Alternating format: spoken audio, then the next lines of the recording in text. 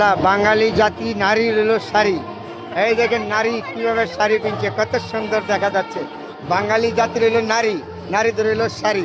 এদের শাড়ি কিভাবে দিচ্ছে, আরে এই যে বাঙালি জাতির হলো শাড়ি। এ আমার ভাবি, কত সুন্দর দেখেন। আজকে আমাদের সাথে মহাব্বত একসাথে আসছে এখানে দাওয়াত খেতে। খুব ভালো একজন মানুষ আমার ভাবি। এটা আমার বাইকটা, এটা আমার বড় ভাই, এটা আমার আম্মু, এটা আমার আম্মু। দেখে কত সুন্দর। আমরা বাঙালি জাতি একসাথে আজকে এত সুন্দর একটা মহাব্বত মিলন মেলা আমরা একসাথে আজ উপভোগ করেছি। আজ এই যে এটা হলো আমার ভাবি, এটা হলো আমার ভাতিজি, এটা আমার ভাতিজা। দোয়া করি আমার ভাতিজার জন্য যে মানুষের মতন মানুষের সমাজে দাঁড়াইতে পারে, বাপের সুনাম রাখতে পারে। এ আমার আম্মু, আমার আম্মু ভালো করে লেখাপড়া করে মানুষের মতন মানুষের বা বাবার সুনাম ধরে রাখবা। তোমার বাবা কিন্তু একজন সম্মানিত ব্যক্তি, সম্মান করে সবাই জয় রাখবা। তোমার বাবার সাথে যত বড় লোক এ আমার ভাবি, আমার ভাবি আপনার জন্য দোয়া এবং শুভকামনা রইল। সবসময় থাকবে ইনশাল্লাহ। আসবেন আমাদের মহাপত্নে থাকবেন।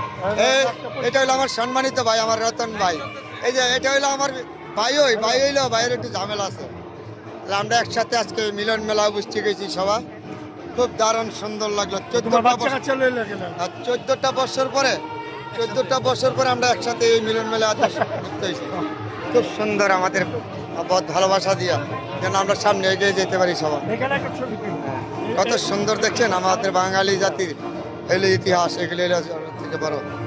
ধন্যবাদ সবাই, ভালো থাকবেন। এটাই আমাদের মহব্বত, আমাদের বাঙালির জন্য বিশাল বড় গৌরব একটা অনুষ্ঠান। এই 1432 সাল আমাদের বাঙালিদের জন্য সবসময় থাকবে এই গৌরব, ইতিহাস থেকে যাবে। তাহলে আবারও আপনাদের সাথে শেয়ার করলাম। বন্ধুরা সবাই ভালো থাকবেন। বিশাল বড় আয়োজন।